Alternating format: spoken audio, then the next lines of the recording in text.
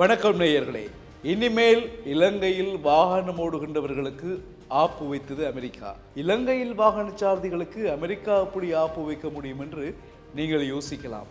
என்ன மாதிரி வைத்திருக்கிறது என்றால், இப்பொழுதெல்லாம் இலங்கையில் வாகனம் ஓடுகின்றவர்கள் அதிக வேகத்துடன் வாகனங்களை செலுத்துகின்றார்கள். என்ன மாதிரி தான் கடமைகளில் வீதி போக்குவரத்து போலீசார் நின்றாலும் அவர்களுக்கும் தண்ணி காட்டிவிட்டு வேகமாக செல்வார்கள். இவ்வழியால் செல்கின்றவர்களுக்கு அவ்வழியால் வருகின்றவர்கள் சிக்னல் கொடுப்பார்கள். அதில் போலீஸ் நிற்குதுன்னு ஒரு லைட்டை போட்டு காட்டுவார்கள். இப்படி இந்த வேகத்தை கட்டுப்படுத்துகின்ற நிலைமைகளும், என்னதான் சிக்னல் கொடுத்தாலும் வேகத்தை கட்டுப்படுத்தாமல் ஓடுகின்றவர்களும் இருக்கத்தான் செய்கின்றார்கள். இனிமேல் இந்த பருப்பெல்லாம் இலங்கையில் அவியாது.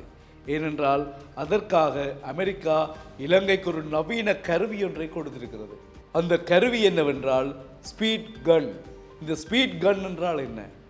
கிட்டத்தட்ட நான் இதில் இருந்து கொண்டு 1 கிலோமீட்டர் அல்லது 1.2 கிலோமீட்டர் தூரத்தில் வரக்கூடிய வாகனத்தை அப்படியே வீடியோவாக ரெக்கார்ட் பண்ணலாம் அந்த கருவியில். அந்த ரெக்கார்டில் என்னென்ன பதியப்படும், அந்த வாகனம் என்ன வாகனம், அந்த வாகனத்தின் இலக்கம் என்ன, அந்த வாகனத்தை ஓடி வருகின்ற சாரதி யார், அவருடைய முகம், எவ்வளவு வேகத்தில் அந்த வாகனம் வருகிறது என்பதை இங்கிருந்து 1 கிலோமீட்டர் வரை, 1 கிலோமீட்டருக்கு அப்பால் வருகின்ற வாகனத்தையே நான் நின்ற இடத்திலிருந்து அந்த ஸ்பீட் கன் மூலம் அவதானிக்கலாம். என்னதான் நாங்கள் மறுத்தாலும் அந்த காட்சி பொய் சொல்லுமா? இல்லை. என்ன நடக்க போகுது? அப்படியே உங்களுக்கான குற்றத்தை எழுதி போட்டு போலீசார் நீதிமன்றத்தில் கொண்டே அந்த ஸ்பீட் கன் கருவியில் இருந்த காட்சிகளை ஆதாரமாக முன்வைப்பார்கள். அதுக்கு பிறகு போலீசார் பொய் சொல்லுகிறார்கள், நான் மெல்லமாகத்தான் வந்தேன், இந்த கருவி பொய் சொல்லுது என்று சொல்லி நாங்கள் அடம்பிடிக்க இயலாது, சண்டை பிடிக்க இயலாது. இந்த கருவி 1, 2 அல்ல, 30 கருவிகள் இலங்கைக்கு அமெரிக்கா கொடுத்துருக்குது. 30 பிரிவுகளுக்கும் அதை பிரித்து கொடுத்தாச்சு. ஆனால் இதில் என்ன ஒரு விஷயம் என்று சொன்னால், ஒரு கருவியின் விலை 33 லட்சம் இலங்கை பெறுமதி. அப்போ 30 கருவி வந்துச்சு. இன்னும் 15 கருவிகளை அமெரிக்கா கொடுக்க போகுதாம். அதன் பிறகு 45 பிரிவுகளுக்கும் இலங்கையில் அந்த கருவிகள் இருக்கும்.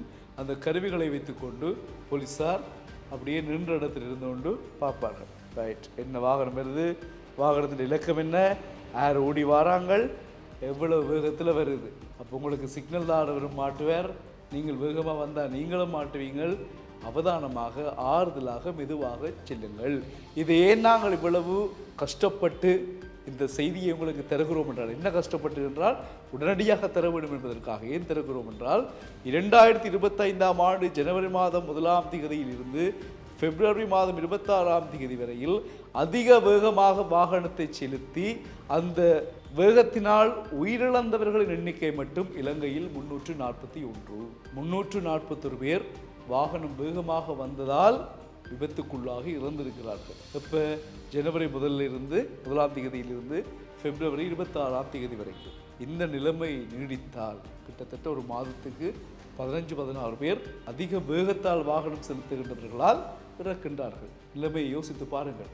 10 மாதங்களுக்கு 150 பேர் அநியாய மரணம் இல்லையா? இதையெல்லாம் தடுக்கும் நோக்குடன் தான் இலங்கையில் இந்த நடவடிக்கை மேற்கொள்ளப்பட்டிருக்கிறது. அமெரிக்காவிடமிருந்து புதிய கருவிகள் கொண்டு வரப்பட்டிருக்கின்றன. இன்னும் 15 கருவிகள் வரவிருக்கிறது. மொத்தமாக 45 கருவிகள். ஒரு ஸ்பீட் கன் விலை 33 லட்சம் இலங்கை ரூபாய்கள். மீண்டும் சந்திப்போம்.